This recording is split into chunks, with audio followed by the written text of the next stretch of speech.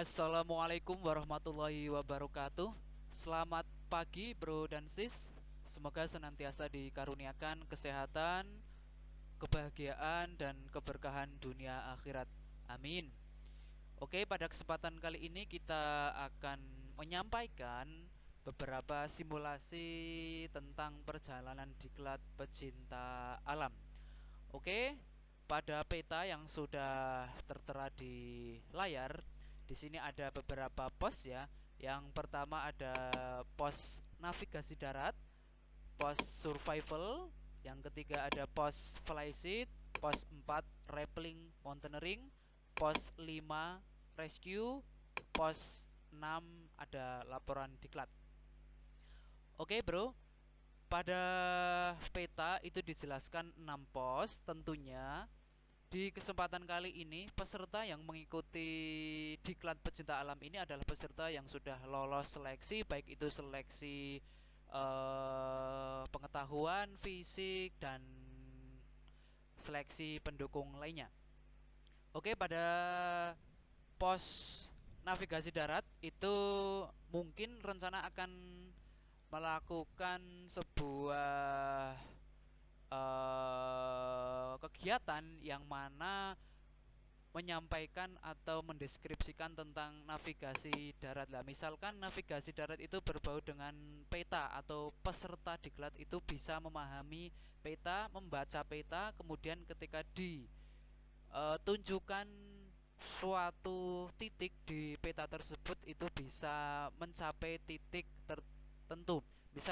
Misalkan ini nih, di pos 3 itu adalah lokasi diklat pecinta alam. Nah, berdasarkan materi yang sudah diajarkan, tentunya si peserta itu harus sampai ke lokasi diklat tersebut berdasarkan peta yang dibagikan nanti di pos 1. Oke, jadi pos 1 navigasi darat itu adalah kunci utama peserta melakukan perjalanan diklat pecinta alam. Oke, ketika sudah pos 1 sudah, ini pos 1 sekitarannya ada di SMK ya. Untuk SMK, nama SMK-nya saya skip dulu ya. Jadi ini hanya sebatas contoh simulasi perjalanan diklat pecinta alam. Karena di era sekarang musim hujan, jadi untuk acaranya mungkin bisa sederhana, tidak harus nginep atau ngecamp di suatu tempat atau pegunungan atau mungkin bukit. Ini acaranya mungkin hanya 1 hari, taruhlah perjalanan dari pos 1 itu dimulai dari jam 7, startnya jam 7, kemudian nanti selesainya mungkin bisa saja jam 17 atau jam 17.30. Nah, oke, next kita lanjutkan. Setelah pos 1 kita menuju ke pos 2. Nah, peserta harus menuju pos 2 ya. Oh ya, untuk pemberangkatan peserta dari pos 1 itu bisa saja per kelompok. Misalkan nih, misalkan satu angkatan itu pesertanya ada 16 orang, kemudian mungkin dibagi menjadi 4 kelompok atau 4 seru. Jadi setiap kelompok ada 4 anak.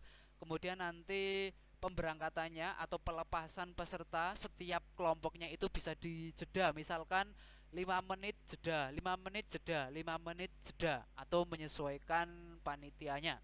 Kemudian setelah dilepas dari pos 1 kita lanjutkan ke pos 2. Pos 2 yaitu tentang survival. Nah, survival ini bisa untuk referensi. Jadi nanti di pos survival, ketika si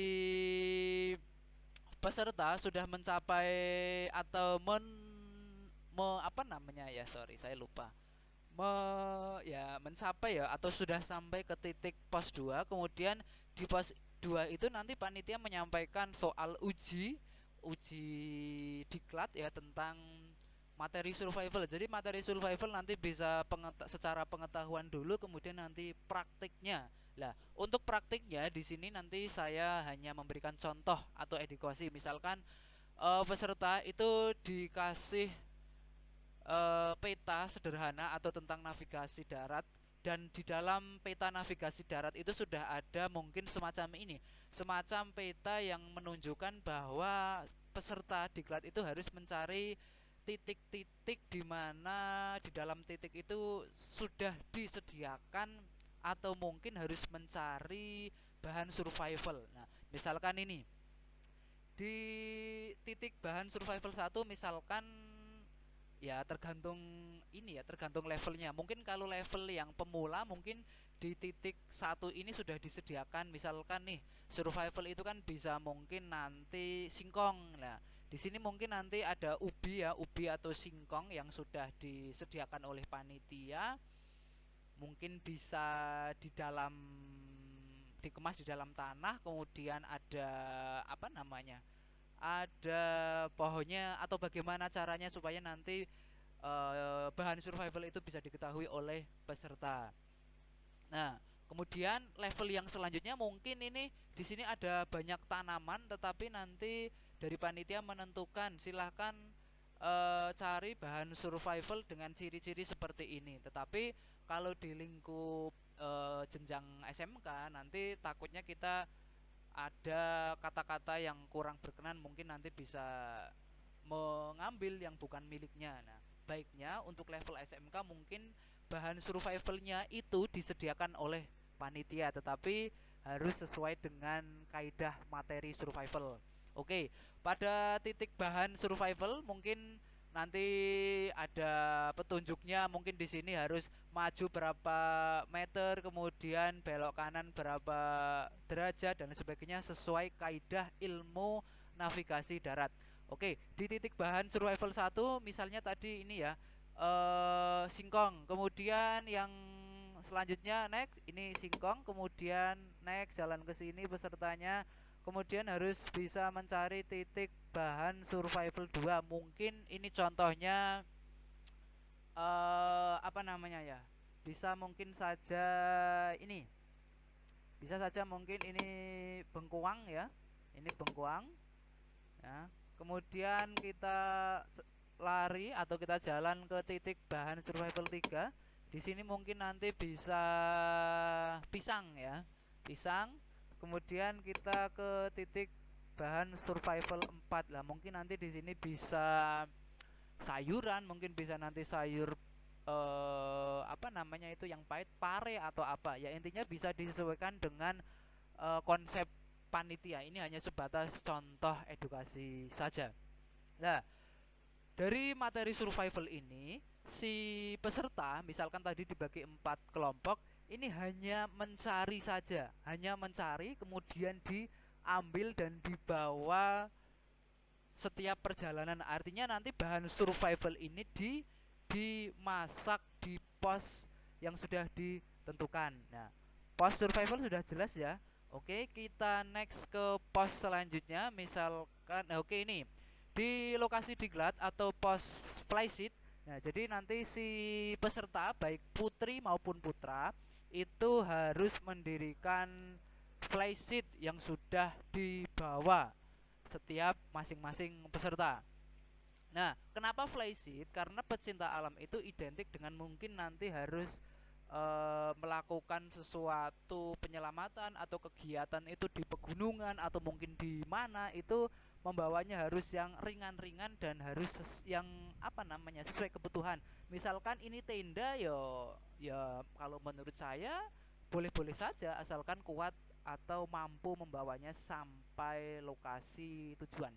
Oke, dalam hal ini adalah flysheet. Ini karena tadi saya sampaikan menjadi 4 kelompok, berarti contoh denahnya bisa seperti ini. Nah, ini hanya apa namanya ya? Kegiatannya 1 hari, jadi mungkin ini flysheet didirikan setelah sampai pos flysheet ini anak-anak harus mendirikan flysheet karena apa? Ketika nanti akan melanjutkan kegiatan selanjutnya, contoh kegiatan selanjutnya ada apa namanya itu rappelling lah. Di dalam rappelling itu nanti ketika mungkin ada hujan tiba-tiba, anak nanti bisa langsung sesegera mungkin berteduh di flysheet ini. Tetapi ketika kegiatannya mau lebih dari 1 hari atau bermalam di suatu tempat, taruhlah di hutan atau di mana itu, jadi nanti kalau pecinta alam yang sesungguhnya itu ya harus memanfaatkan yang ada di alam. Contoh ini ketika menampung air ya, menampung air otomatis harus bisa memfasilitasi mungkin penampungannya dari plastik, kemudian yang dipatok pakai kayu itu, kemudian ketika hujan kan bisa untuk menampung air, itu untuk air. Kemudian yang selanjutnya nih, misalkan penerangan di malam hari, kan selain butuh senter, lampu emergensi, mungkin perlu obor api lah. Obor api itu bisa hidup dari misalkan nih di hutan kan ada semacam getah lah, mungkin ada getah dari pinus atau getah dari yang lain. Nah, ini di pos fly sheet. Oke, setelah semuanya ini berdiri fly sheetnya, kemudian menuju ke pos selanjutnya. Nah, pos selanjutnya ternyata ada rappelling dan mountaineering. Nah, pos rappelling dan pos fly sheet itu tidak jauh tempatnya, karena apa? Ketika nanti hujan secara mendadak, nanti peserta diklat akan segera berteduh di kawasan tempat diklat atau di kawasan uh, yang apa namanya, kawasan valid yang sudah berdiri. Oke, bro dan sis, di pos rappelling ini kalau bisa saya sampaikan, ini hanya sebatas contoh. Jadi misal nih kan ada empat kelompok ya, ada 4 kelompok nih. Mungkin nanti dibagi dulu karena untuk rappling ini nanti kaitannya dengan misalkan nih ada korban tertentu yang berada di bawah, kemudian korbannya itu harus dinaikkan ke atas. Nah, oke, kita nanti bisa menggunakan teknik rappelling. Lah, tapi kalau ada yang tanya, Pak, lah sekarang kan zamannya sudah canggih, Pak, ada helikopter, ada apa? Oke, saya setuju. Tetapi yang namanya materi dan teori itu dasarnya kita juga harus dipraktikan. Untuk helikopter dan sebagainya kan juga nanti ada materi rappelling, ada apa? Kan orang mungkin helikopter misalkan berada di sini kemudian mendarat di sini. Nanti helikopter kalau secara penyelamatan seperti militer itu kan pasti berdiri di sini atau standing ya. Sedangkan turunnya ke sini nanti tetap pakai tali. Oke. Kita bahas yang rappelling dulu. Tadi di awal sudah saya sampaikan tentang penyelamatan. Misalkan ini satu kelompok berada di atas, misalkan 4 orang, dan satu kelompok berada di bawah. Lah nanti 2 kelompok ini harus bekerja sama tentang bagaimana caranya menyelamatkan korban yang berada di bawah dan harus naik ke atas. Begitu juga dengan kelompok ketiga dan keempat, intinya harus gantian dan bekerja sama. Itu pilihan pertama. Kemudian pilihan yang kedua, bisa saja tidak itu, tetapi anak-anak mempraktikkan rappelling dan mountaineering. Jadi misalkan 4 kelompok itu berarti 16 peserta. Jadi nanti 16 peserta itu dipandu nanti tim ahlinya. Di sini ada narasumber atau tim khusus rappelling ya. Jadi nanti 16 peserta itu nanti naik 16, kemudian turun 16, nanti satu-satu coba. Itu alternatif kedua. Untuk alternatif ketiga, misalkan tidak berani memperagakan dibagi per kelompoknya, di atas satu, di bawah satu, menyelamat atau menaikkan orang atau korban, ya korbannya itu mungkin nanti bisa diganti dengan barang, mungkin gedebok pisang. Nah, karena latihan ya, mungkin gedebok pisang ini harus sampai ke atas bagaimana caranya sesuai kaidah ilmu rappelling. Oke. Setelah rappelling nanti kita di pos rescue. Nah, di pos rescue itu tentang penyelamatan. Nanti sebelum ke pos rescue kan tadi ada materi survival lah. Biasanya materi survival itu diselesaikan taruhlah jam setengah 1 atau jam 12, itu sudah selesai, tergantung nanti ya di lapangan kondisinya seperti apa. Misalkan jam 12 sudah selesai, kembali ke kawasan flysheet atau kawasan lapangan diklat ini, kemudian nanti dari hasil bahan survival yang sudah diambil dan dibawa sampai lokasi diklat atau lokasi flysheet ini, nanti peserta harus memasak bahan survival yang sudah ada. Kemudian setelah dimasak, sudah makan siang, kemudian sholat, kemudian lanjut perjalanan yaitu menuju rescue. Dan ketika mau perjalanan ke pos 5 itu ini sudah diberesi terlebih dahulu, artinya flysheet, kemudian apapun yang dilakukan di sini sudah harus nol, artinya harus bersih dan tanpa sampah ya. Setelah semuanya bersih, kemudian dibawa, kemudian lanjut ke pos rescue. Lah, di dalam pos rescue ini taruhlah di sini di lapangan diklat, kemudian nanti di titik tertentu harus mencari korban berdasarkan ini kaidah navigasi darat. Lah, mungkin korbannya hanya satu lah, nanti korbannya hanya satu, mungkin korban mengalami ya pingsan atau gatal-gatal atau patah tulang atau apa, nanti ya tergantung panitianya. Kemudian setelah korban ditemukan, kemudian dilakukan evakuasi, kemudian setelah dilakukan evakuasi korban harus dibawa ke SMK, khususnya karena kita instansi SMK ya SMK, tapi karena mungkin instansi yang lain ya menyesuaikan aja. Nah, setelah dibawa ke SMK, nanti dari peserta diklat itu melaporkan kepada mungkin pembinanya atau yang dituakan di instansi tersebut. Mungkin laporannya ya lapor telah ditemukan bla bla bla, kondisi seperti apa. Nah, seperti itu. Nah, oke, bro dan sis, itu gambaran terkait simulasi perjalanan diklat pecinta alam, khususnya jenjang SMK, dan periode atau waktunya itu hanya 1 hari. Berkenaan musim sekarang adalah musim hujan. Nah, barangkali dari teman-teman mau memberikan konsep yang lebih dari ini ya diperbolehkan. Itu saja dari kami, kurang lebihnya mohon dimaafkan. Semoga berkenan, tetap semangat, jaga kesehatan. Saya akhiri, wassalamualaikum warahmatullahi wabarakatuh.